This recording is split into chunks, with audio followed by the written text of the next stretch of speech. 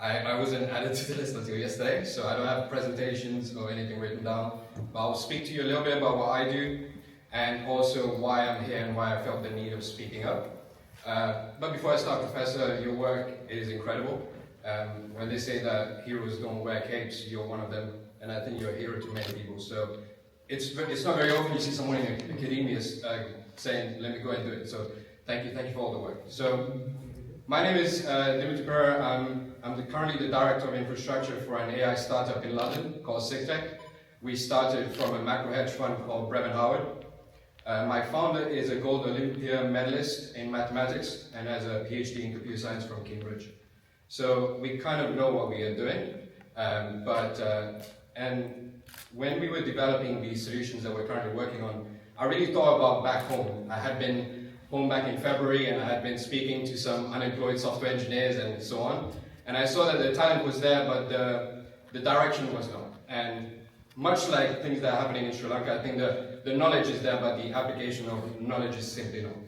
And so that's why I want to try and motivate you gentlemen here today and ladies to maybe help me in trying to communicate this to the right people, and also because this is very much necessary.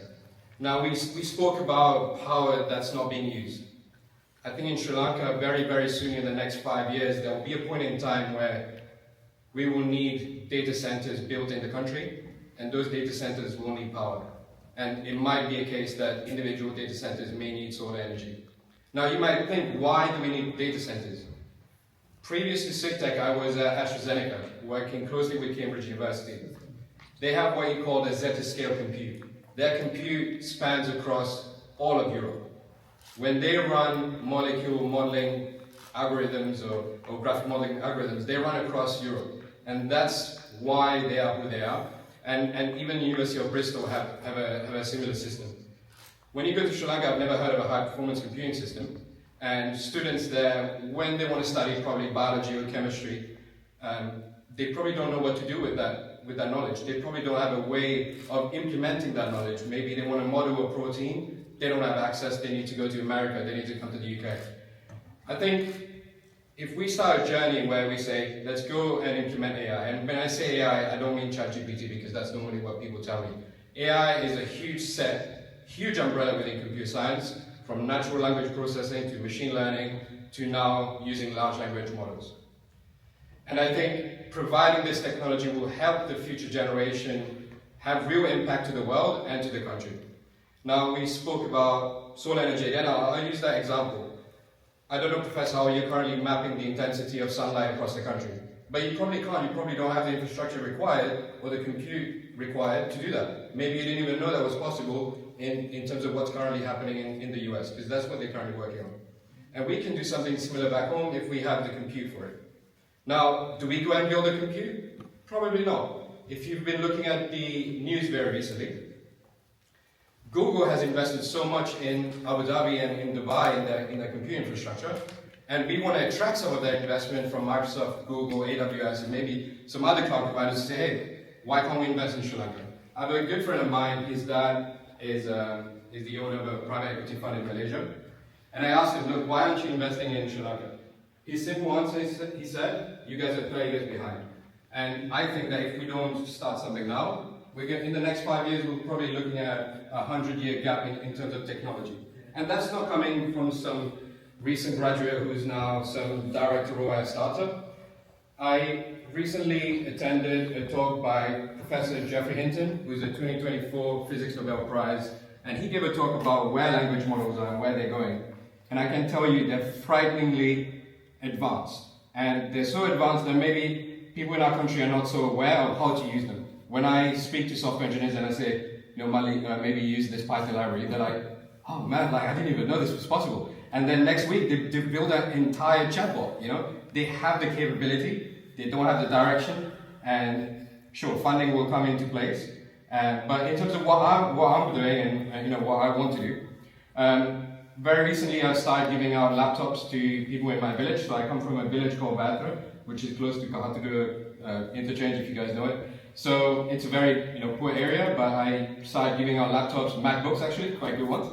Very expensive. But then they sort of had a sense of hope that they could achieve many new things that they probably couldn't achieve before. Because they have candlelight at the end and they don't have power as well. We still don't have water somehow. And even internet is a luxury still, which is unacceptable. And I hope that with the event of Starlink coming in to our country, we can have new internet service providers. I've already ordered one, and I hope that organizations are able to order like 4 or 5, give your village a local internet access, because you don't really need to worry about dealing with the government to become an ISP for like 4 or 5 people. And so I'll leave it there, because I know that the time is up. I'll take questions, and I hope that you will interact with me and maybe my organizations, and maybe we'll make a difference within the next 5 years. If we don't make a difference in the next 5 years, we'll be asking India and China for a lot of help. And currently, English is our barrier to many countries. Compute will be our barrier to in the next 5 years. So I hope it doesn't come to that. And yeah, thank you very much.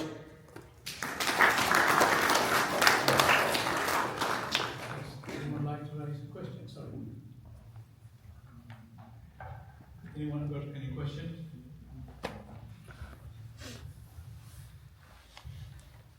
Right, you said data centers in Yeah. Sri Lanka, and how many data centers we have at the moment?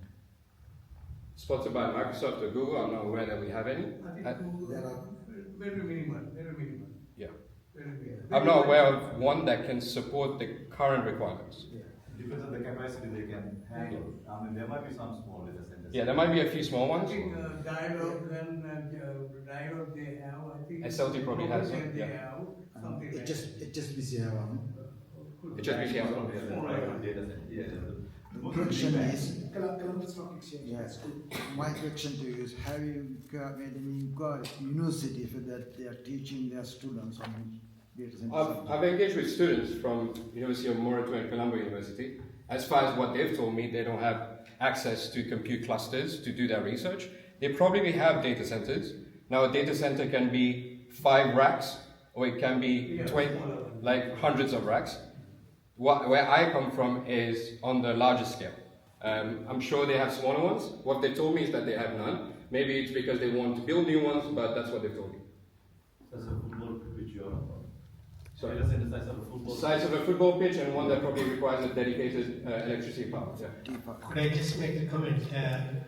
I think there is a report on solar energy distribution in Sri Lanka. Yeah. It was done by Indra. I have seen the report.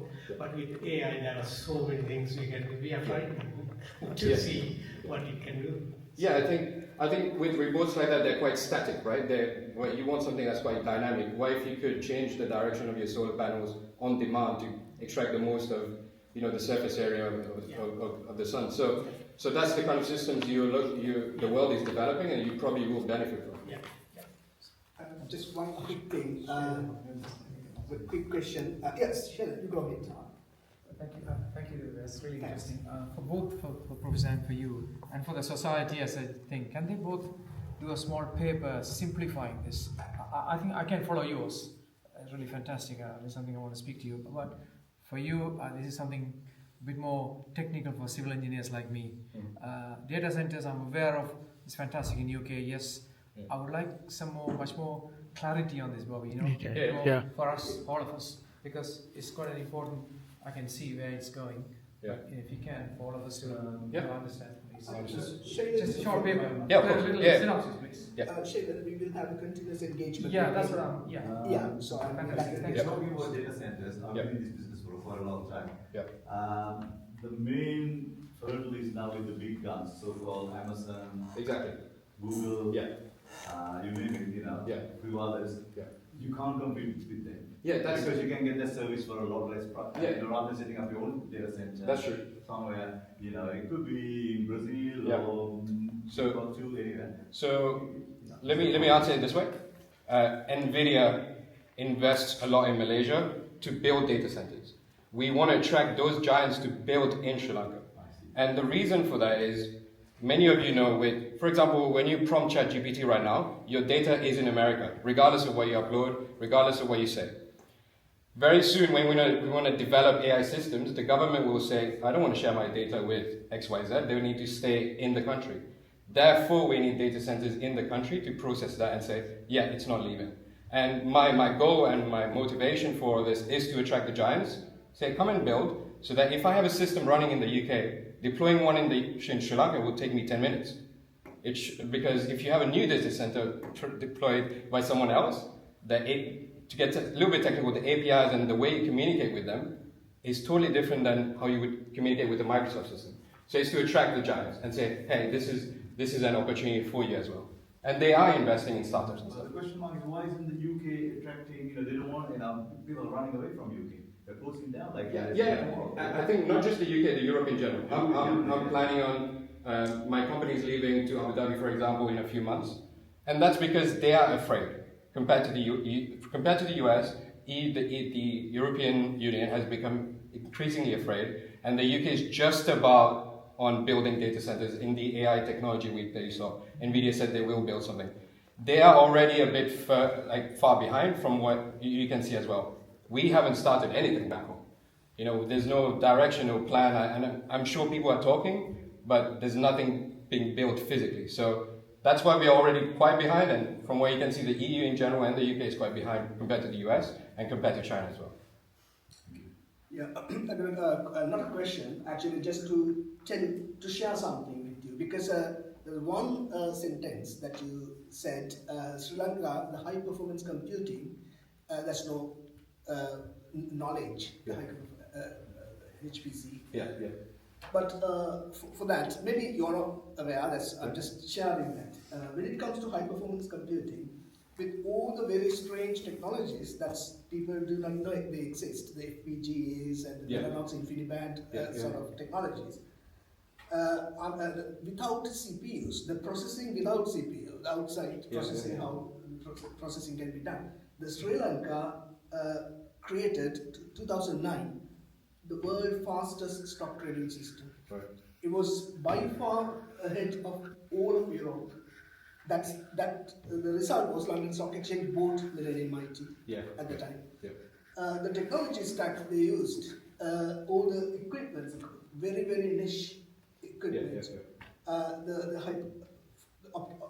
If I tell you the scale of that optimization of the high performance computing, if you place an order in London Stock Exchange today, you take the order, you need 100 IBM shares, let's say for example.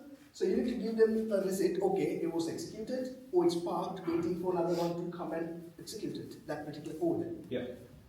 It takes 100 microseconds. Yeah. 1,000th of a second is a millisecond. 1,000th of a millisecond is a microsecond. Yeah. It takes 100 micros. Yeah. So that's the delivery came from Sri Lanka in 2009. So we can't say that high performance computing is a new thing for Sri Lanka. Yeah, that's one thing. Yeah, I'm not saying it's new. Yeah. I'm not saying it's not accessible. No, I know. Yeah, I'm not against you. I'm just. And the second thing, the LLM, natural language processing, start with NVIDIA, the CUDA library. That was started 2007 in Sri Lanka. Yeah. Okay.